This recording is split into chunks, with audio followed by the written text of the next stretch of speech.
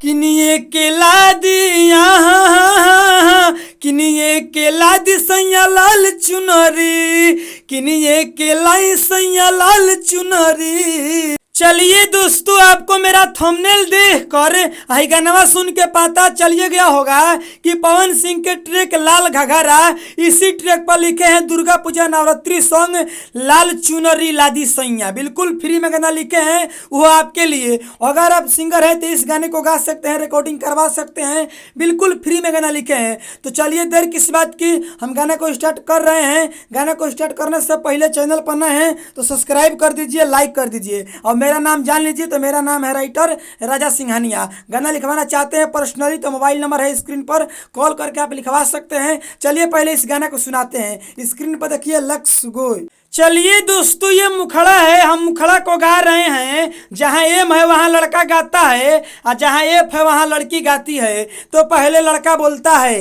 लवंग कसैली लियाई देनी पनवा, पूजा में काहे तोहर लागत नइखे मनवा।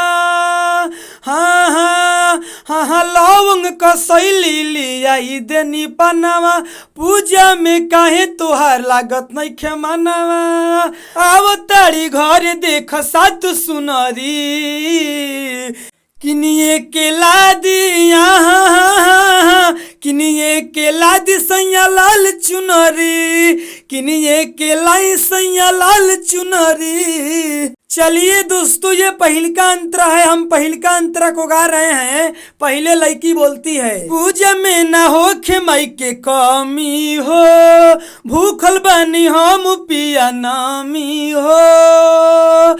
हाँ हाँ, ये जी पूजा में ना होखे माई के कमी हो, भूखल बनी हम पिया नामी हो। तब लड़का बोलता है, तले गैया के दूधवा से खीरिया बनाव, स्वागत में मैया के भोगवा लगाव, अरे खुश होखी है मोर माई मुनरी। तब लड़की बोलती है, किनिए के लाई सैया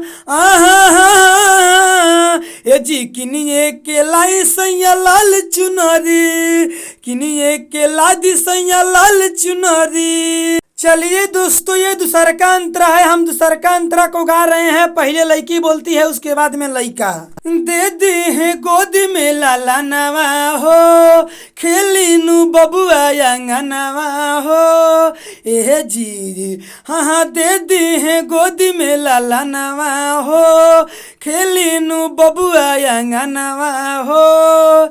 तब लड़का बोलता है, राइटर राजा सिंघनिया तो मान तड़े, दुर्गा मैया के शक्ति तो जान तड़े, सिंगर वो तो जान तड़े होई दुलरी। तब लड़की बोलती है, किनिए के लाई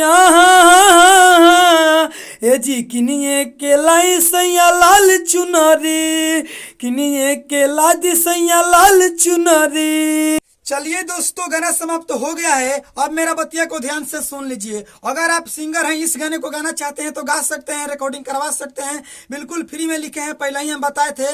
लेकिन अगर इस गाने को गा रहे हैं तो इसमें मेरा नाम डाल दीजिएगा गीतकार में, राइटर राजा सिंघनिया, इस गाने को गा सकते हैं। बहुत सारे सिंगर क्या करते हैं कि नाम नहीं डालते हैं, तो भाई ऐसा मत करिए, किसी का क्रेडिट आप मत लीजिए। अगर आप सिंगर हैं, मेरा लिखा हुआ गाना गा रहे हैं तो उसमें मेरा नाम डाल दीजिए, इस गाने को गा सकते हैं, रिकॉर्डिंग करवा सकते हैं, कोई दिक्कत नहीं है। चलिए विशेष नहीं बोलेंगे।